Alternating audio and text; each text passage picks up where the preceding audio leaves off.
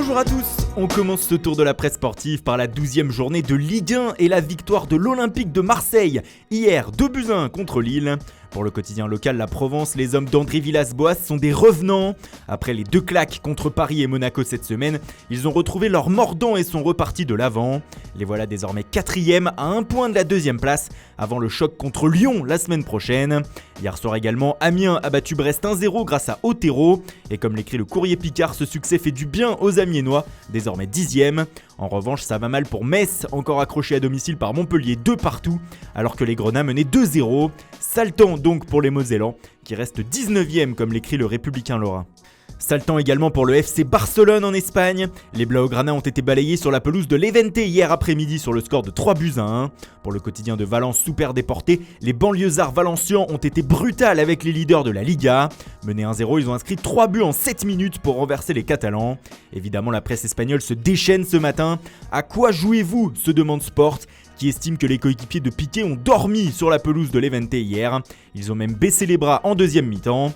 Pour les Sportius, le Barça a pris une sacrée châtaigne dans la figure et doit déplorer aussi la blessure de Luis Suarez, qui est très incertain pour le match de Ligue des Champions de cette semaine.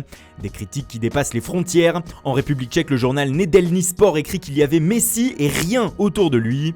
Cependant, comme le résume Mundo Deportivo, cette déroute a finalement des conséquences mineures. Le Barça reste en tête de la Liga après le faux pas de ses concurrents directs. En effet, il ne fallait pas bon être un cador du championnat hier en Espagne. Comme l'écrit Marca, c'est la Liga des occasions manquées en ce moment. Alors que les Blaugrana se sont inclinés, personne n'en a profité. L'Atlético de Madrid a fait match nul à Séville 1 partout. Diego Costa loupant le pénalty de la gagne à 20 minutes de la fin. Même déception pour le Real Madrid accroché à domicile par le Betis Séville 0-0, alors que les Andalous sont actuellement la défense la plus perméable du championnat. Mais comme le dit As, sans but, on ne peut pas prendre la place de leader. Et c'est ce qui s'est passé. Les Merengues restent 2e à égalité de points avec le Barça. En Italie, en revanche, la Juventus a tenu son rang et a remporté le derby de Turin face au Torino 1-0 afin de garder son fauteuil de leader.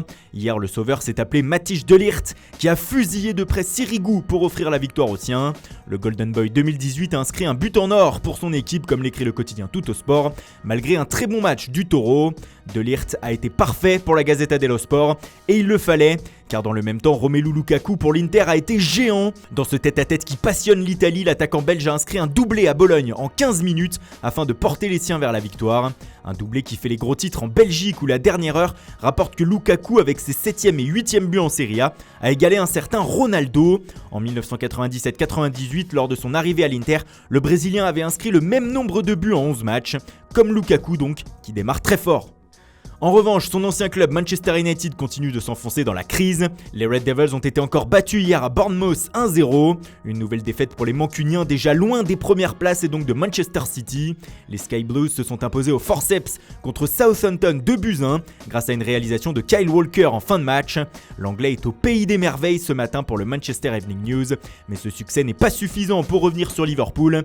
Les Reds ont encore gagné à Aston Villa 2-1 grâce à Sadio Mané. Le Sénégalais qui se retrouve dans une polémique ce matin à la une de certains tabloïds. Le Daily Star par exemple affiche en une les propos de Pep Guardiola après la victoire des siens hier soir.